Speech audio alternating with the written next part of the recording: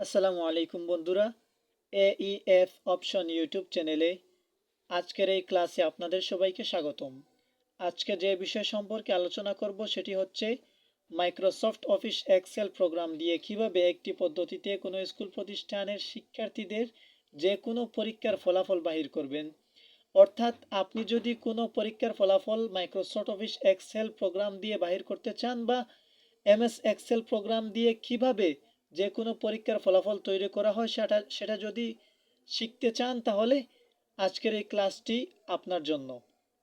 আপনি যদি এই ভিডিওটি মনোযোগ সহকারে দেখেন তাহলে মাইক্রোসফট অফিস এক্সেল প্রোগ্রাম দিয়ে কিভাবে পরীক্ষার ফলাফল বাহির করা হয় সেটি সম্পর্কে সহজে বুঝতে পারবেন। তো আর কথা না বাড়িয়ে আজকের এই ক্লাসটি শুরু করি।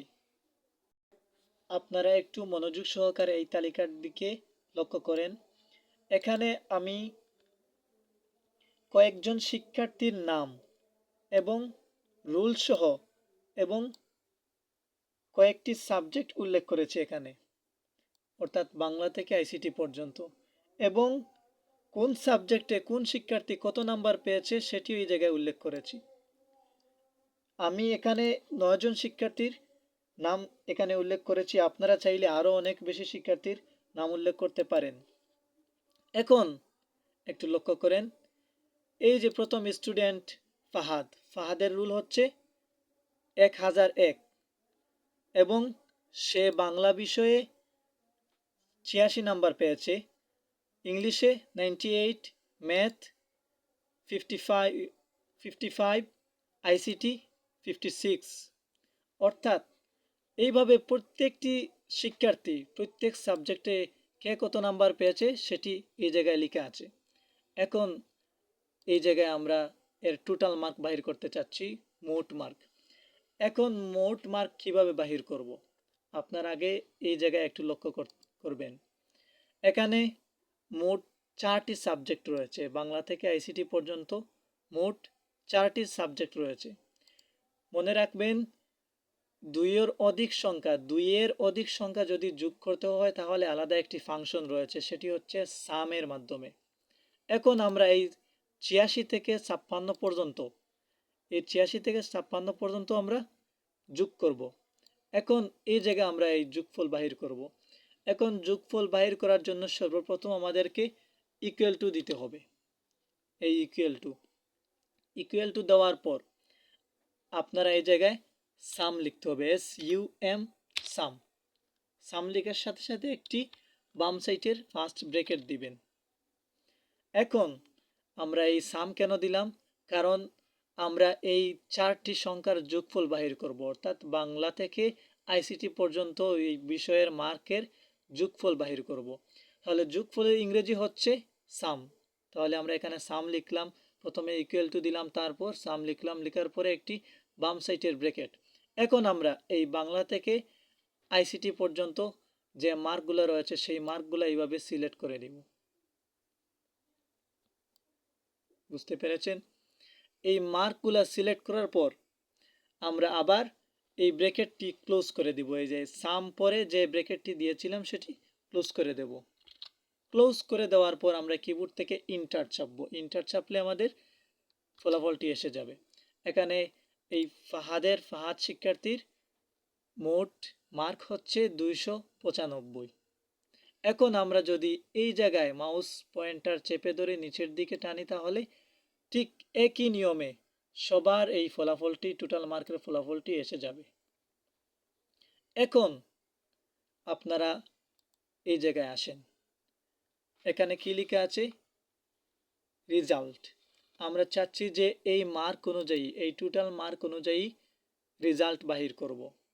এখন রেজাল্ট বাহির করতে হলে আপনাদের একটু চিন্তা করতে হবে কিভাবে রেজাল্ট বাহির করবেন, এবং কিছু শর্ত প্রয়োগ করতে হবে। যেমন ধরেন, আপনারা যে মনে মনে জানেন যে কোনো সাবজেক্টে যদি 33-এর নিচে মার্ক কোনো শিক্ষার্থী পায় তাহলে তাকে ফেল দেওয়া হয়। এই রকম শর্তগুলা এই জায়গায় আপনার প্রয়োগ করতে হবে। আরও অনেক শর্ত আছে, যেমন ধরেন এই যে টোটাল মার্কগুলা রয়েছে, এই টোটাল মার্কের উপর ভিত্তি করে আপনি যেমন ধরেন, সাপোজ মনে করেন আপনি শর্ত দিবেন, যেমন ধরেন যদি টোটাল মার্ক অর্থাৎ যদি মোট মার্ক 330-এর সমান অথবা বেশি হয় তাহলে এ প্লাস দিবেন, এবং সাপোজ যদি টোটাল মার্ক 270-এর সমান অথবা বেশি হয় তাহলে এ মাইনাস দিবেন বা এ দিবেন। এরকম শর্ত তো আমাদের প্রয়োগ করতে হয় যে কোনো রেজাল্ট তৈরি করার ক্ষেত্রে। এখন এই জায়গায় একটু লক্ষ্য করেন, বর্তমানে কার রেজাল্ট বাহির করব। এখানে বর্তমানে কার রেজাল্টের সেলে রয়েছি আমরা, এই যে প্রথমে কে ছিল, ফাহাদ, এই ফাহাদের সেলে আমরা রয়েছি। এখন ফাহাদের রেজাল্ট এই জায়গায় বাহির করব। একটু লক্ষ্য করেন, এই জায়গায় আমাদের সর্বপ্রথম ইকুয়াল টু দিতে হবে। যেহেতু আমরা রেজাল্ট বাহির করব, সর্বপ্রথম ইকুয়াল টু দিতে হবে। ইকুয়াল টু দেওয়ার পর আমাদের আগে এই রেজাল্ট সম্পর্কে বুঝতে হবে। যেমন ধরেন আমরা প্রথমে রেজাল্টের শর্ত কি দিব, আমাদের প্রথম শর্তটি হচ্ছে যে যে কোনো সাবজেক্টে যদি 33-এর নিচে পায় তাহলে ফেল। এই শর্তটি আমরা এই জায়গায় প্রয়োগ করব কম্পিউটারের ভাষায়। এখন আপনার মনে রাখতে হবে যে একটি নিয়ম রয়েছে, সেটি হচ্ছে কোনো শর্তের প্রথমে আপনার ইফ দিয়ে শুরু করতে হবে। যে কোনো শর্তের প্রথমে শর্ত শুরু করতে হলে ইফ দিয়ে শুরু করতে হবে। তাহলে আমরা ইকুয়াল টু পরে একটি ইফ দিব, IF। ইফ দেওয়ার সাথে সাথে একটি বাম সাইডের ব্রেকেট দিব। তাহলে ইফের মানে কি দাঁড়ায়, যদি। এখন আমরা যদি দ্বারা শুরু করব, অর্থাৎ যদি টোটাল মার্ক, যদি যে কোনো একটা সাবজেক্টে 33-এর নিচে পেলে বা যদি যে কোনো একটা সাবজেক্টে 33-এর নিচে পায় তাহলে তাকে ফেল দেওয়া হবে। এইরকম শর্ত আমরা এখানে প্রয়োগ করব। তাহলে আমরা কি লিখেছি এখানে, যদি লিখেছি। এখন লিখব যদি যে কোনো একটা সাবজেক্টে, তাহলে যদিটা আমরা লিখে গেছি। এখন লিখব যে কোনো একটা সাবজেক্টে।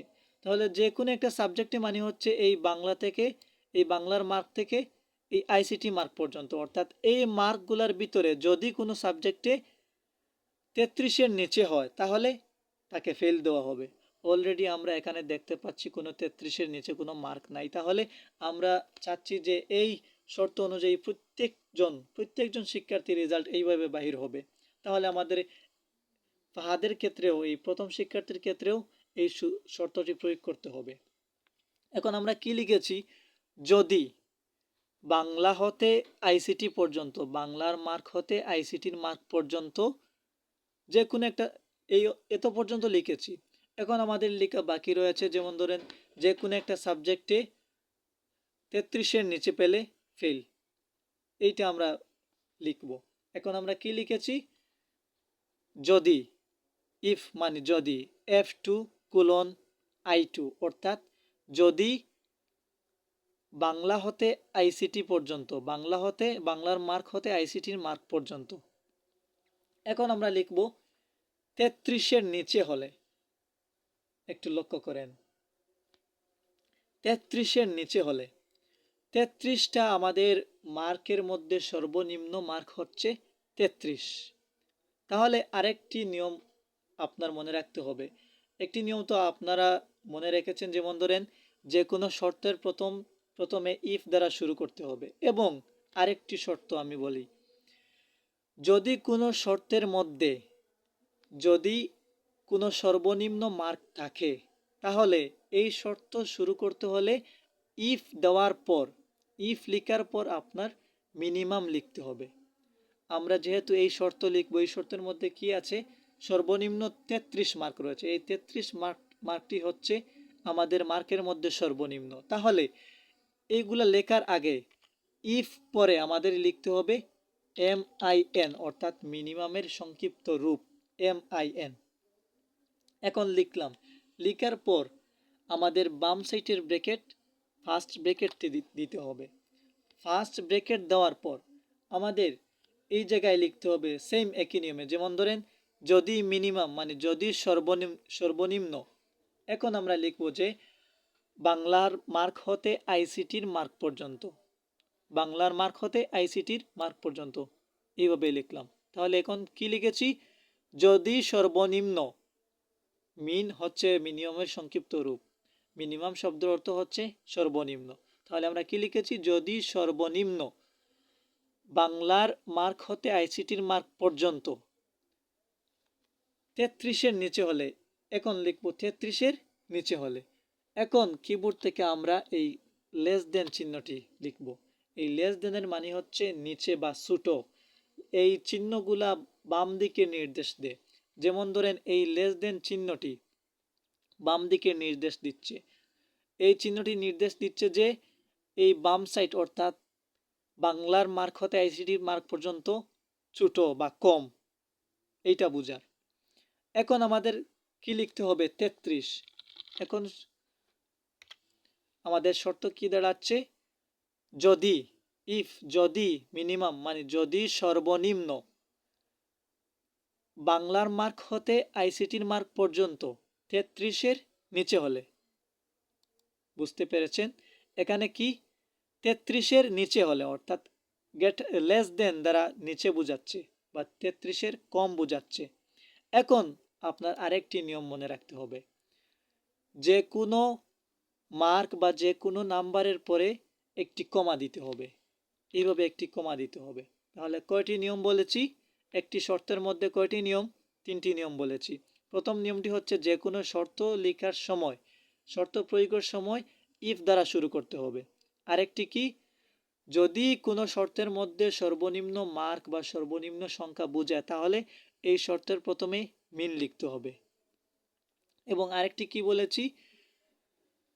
কোনো মার্ক বা কোনো নাম্বারের শেষে কমা দিতে হবে। তাহলে দিলাম। এখন শর্ত কি দাঁড়াচ্ছে? যদি সর্বনিম্ন F2 অর্থাৎ বাংলা কুলন I2 অর্থাৎ আইসিটি অর্থাৎ F2 বাংলার মার্ক হতে আইসিটির মার্ক পর্যন্ত 33-এর নিচে হলে। তাহলে এই পর্যন্ত আমরা লিখেছি। এখন কি দিব? রেজাল্টটি দিব। রেজাল্ট হচ্ছে ফেল। যদি সর্বনিম্ন বাংলার মার্ক হতে আইসিটির মার্ক পর্যন্ত 33-এর নিচে হয় তাহলে ফেল।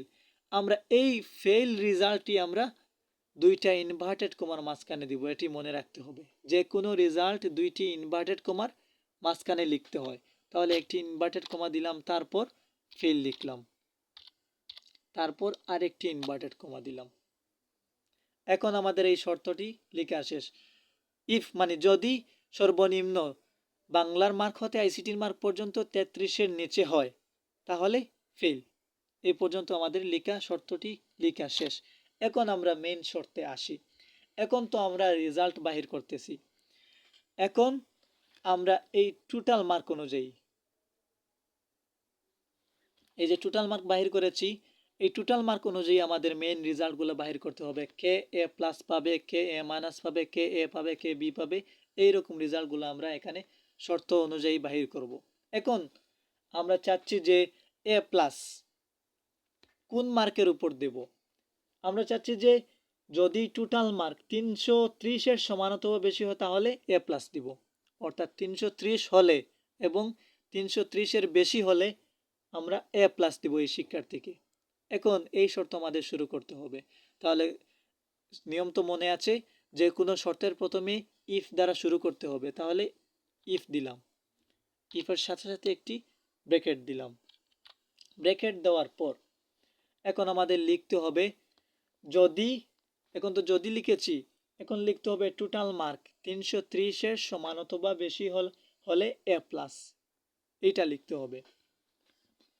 এখন টোটাল মার্কের সেল নাম্বার কত? বর্তমানে এই 1001-এর যে রুল নাম্বার রয়েছে তার রেজাল্ট বাহির করছি। তাহলে তার টোটাল মার্কের সেল নাম্বার কত? এখানে জে আর এইদিকে 2, অর্থাৎ J2 হচ্ছে তার টোটাল মার্কের সেল নাম্বার। এই জায়গায় এই সূত্র, এই শর্তগুলো একটু আড়াল দিয়ে রেখেছে, এজন্য বোঝা যাচ্ছে না। এখন আমাদের কিবোর্ড থেকে J2 দিলে সেই তার টোটাল মার্কের সেল নাম্বার সিলেক্ট হবে। J2 দিলাম, সিলেক্ট হয়েছে। এখন কি লিখেছি? যদি টোটাল মার্ক, এই পর্যন্ত লিখেছি। এখন আমাদের কি লিখতে হবে? যদি টোটাল মার্ক 330-এর সমান অথবা বেশি হয় তাহলে এ প্লাস, এটা লিখতে হবে। তাহলে যদি টোটাল মার্ক পর্যন্ত লিখেছি, এখন লিখব 330-এর সমান অথবা বেশি। তাহলে বেশি চিহ্ন কোনটি? গ্রেটার দেন, অর্থাৎ গ্রেটার দেন দ্বারা বেশি বা উচ্চ বোঝায়। অর্থাৎ J2 মানে টোটাল মার্ক বেশি, যদি টোটাল মার্ক বেশি, এই পর্যন্ত আমরা লিখেছি। এখন যদি আমরা একটা সমান দেই তাহলে কি দাঁড়াচ্ছে, যদি টোটাল মার্ক সমান অথবা বেশি। এখানে এই গ্রেটার দেন চিহ্ন এবং সমান চিহ্ন দুইটা চিহ্নই বাম দিকে নির্দেশ দেয়। তার বাম দিকে কি রয়েছে, J2 অর্থাৎ টোটাল মার্কের সেল নাম্বার রয়েছে। তাহলে যদি টোটাল মার্ক সমান অথবা বেশি, কত সমান অথবা বেশি আমাদের শর্তের মধ্যে রয়েছে 330-এর সমান অথবা বেশি, তাহলে লিখলাম 330। এখন কি দাঁড়াচ্ছে, যদি টোটাল মার্ক 330-এর সমান অথবা বেশি। এখন শর্ত আমাদের নিয়ম অনুযায়ী 330 তো লিখেছি, কোনো মার্ক বা কোনো সংখ্যা লেখার পরেই একটি কমা দিতে হবে, এটা তো আমাদের জানা আছে। তাহলে কমা দিলাম। কমা দেওয়ার পর এখন কত পর্যন্ত লিখেছি, যদি টোটাল মার্ক 330-এর সমান অথবা বেশি হয় তাহলে কি দিব, A+। এখন শুধু আমাদের রেজাল্ট লিখা বাকি রয়েছে। এখন রেজাল্টটি দুইটা ইনভার্টেড কমার মাঝখানে দিব A+, আরেকটি ইনভার্টেড কমা। এখন লিখলাম, আমাদের এই শর্তটি শেষ। তাহলে যদি শর্তটি শেষ হয়ে যায় তাহলে একটি কমা দিয়ে শেষ করবেন।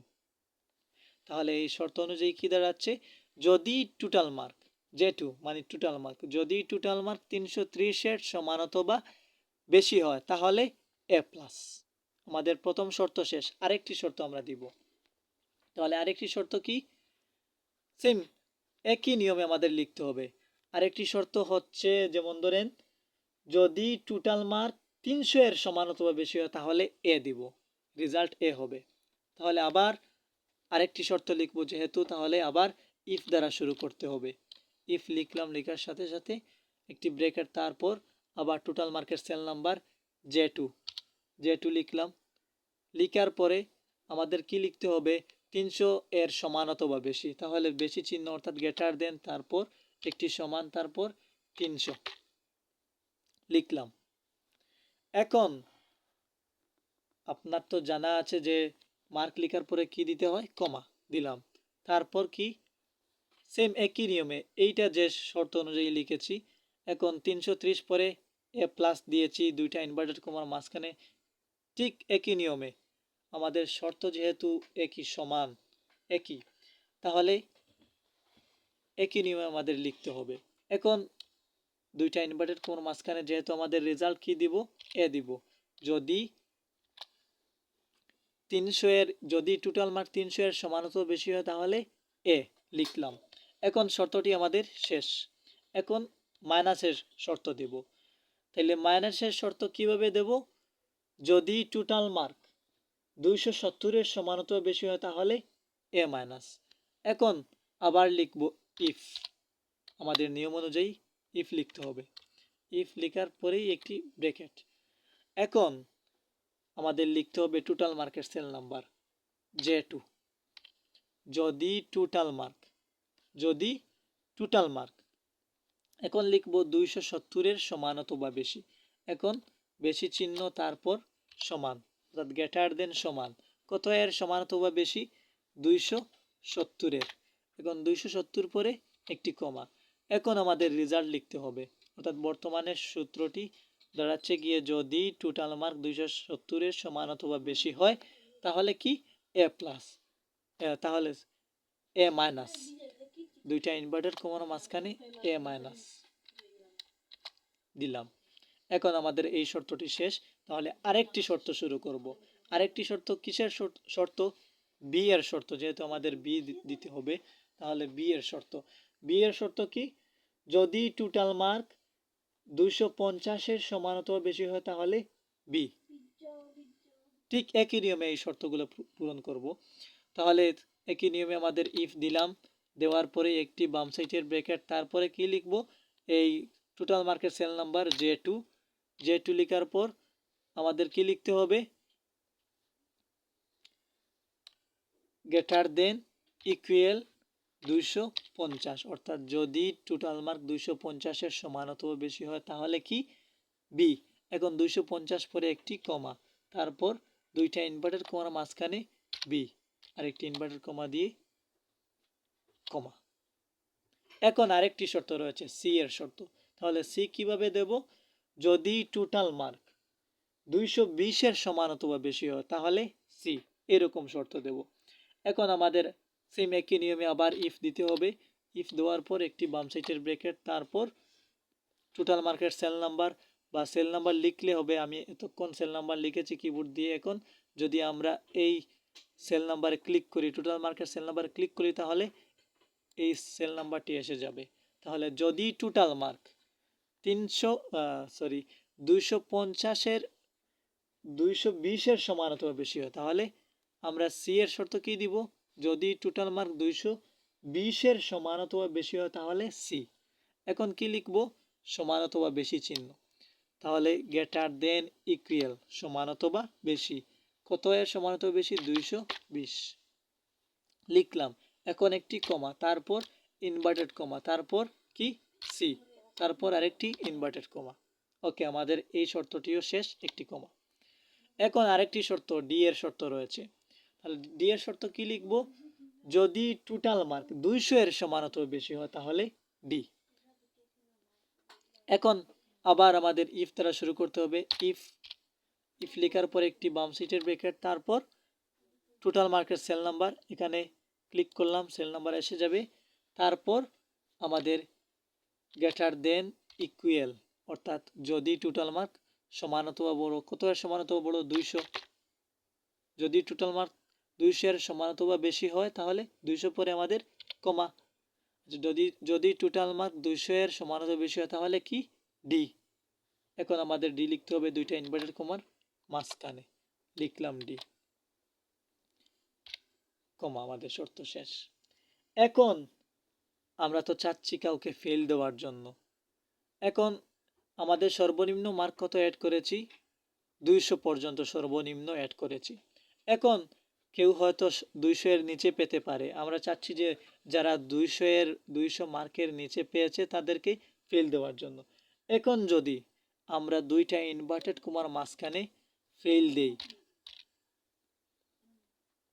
আমাদের রেজাল্টও দুইটি ইনভার্টেড কমার মাঝখানে লেখা হয়। তাহলে দুইটি ইনভার্টেড কমার মাঝখানে যদি ফেল লিখি তাহলে আমাদের শর্তর বাইরে, অর্থাৎ 200-এর নিচে যদি কোনো মার্ক থেকে থাকে, কোনো শিক্ষার্থীর মার্ক থেকে থাকে, তাহলে তাকে ফেল দেওয়া হবে, অর্থাৎ কম্পিউটার তাকে ফেল ঘোষণা করবে। এখন আমাদের শর্ত লেখা শেষ। এখন আমাদের দেখতে হবে যে আমরা মোট কয়টি শর্ত লিখেছি। এখানে আমরা মোট শর্ত লিখেছি এক, যতটি শর্ত লিখেছি ততটি তো আমরা ইফ দিয়েছি। তাহলে আমরা শর্ত মোট লিখেছি 1 2 3 4 5 6, 6টি ইফ দিয়েছি। অর্থাৎ আমরা এই প্রথমে একটি ইফ, তারপর আরেকটি ইফ, এইভাবে মোট 6টি ইফ দিয়েছি, অর্থাৎ 6টি শর্ত লিখেছি। এখন আমরা সেই ইফ দেওয়ার পর যে ব্র্যাকেট যেগুলো দিয়েছিলাম সেই ব্র্যাকেটগুলো আমাদের শেষে পূরণ করতে হবে। এখন আমরা সেই ব্র্যাকেটগুলো পূরণ করব। মোট যতটি আমরা শর্ত লিখেছি ততটি ব্র্যাকেট এই জায়গায় দিব।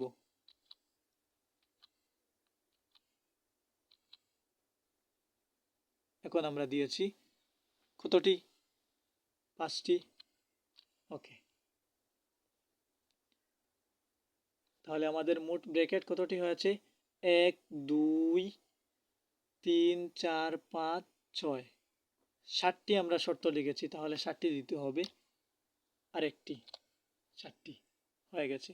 এখন যদি আমরা কিবোর্ড থেকে ইন্টার চাপি তাহলে আমাদের রেজাল্টটি এসে যাবে। তাহলে আমাদের কি ভুল হয়েছে?